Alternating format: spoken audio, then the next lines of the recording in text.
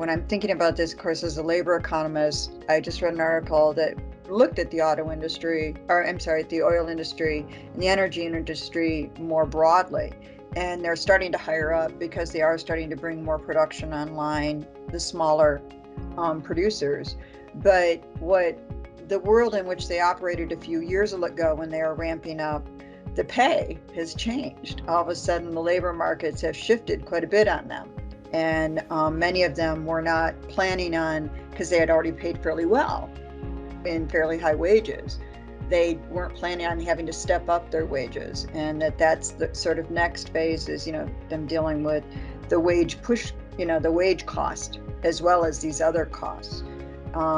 In terms of those issues as well, do you see more automation? Do you see more efforts going on to deal with the labor issues as well as we try to deal through what's, obviously a shock to the system, invasion of Ukraine by Russia, but also other players holding production back. And there is just an immediate need, obviously, however we cut it, to still get people not having to pay up so much in the United States, let alone the rest of the world, because we're talking about flirting with a recession now, which has its other aspects that would be bad for everybody.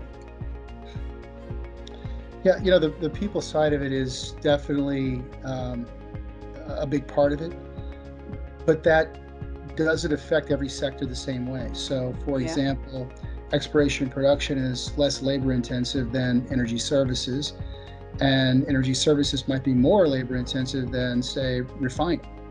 Right. So, but there are people involved at every inch along the path, right? And so,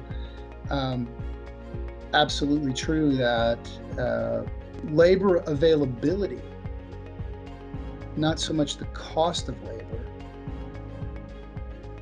but labor availability and needing to have people involved in order to get product discovered, extracted, processed, refined, transported. It's mind-boggling, right? How many people are involved along the way. While that is true, the cost of the people is not really the issue. It's the availability of people. The right skill sets. Right skill sets, and just some of the effects that the pandemic has had on workforce, and energy is certainly not immune to that.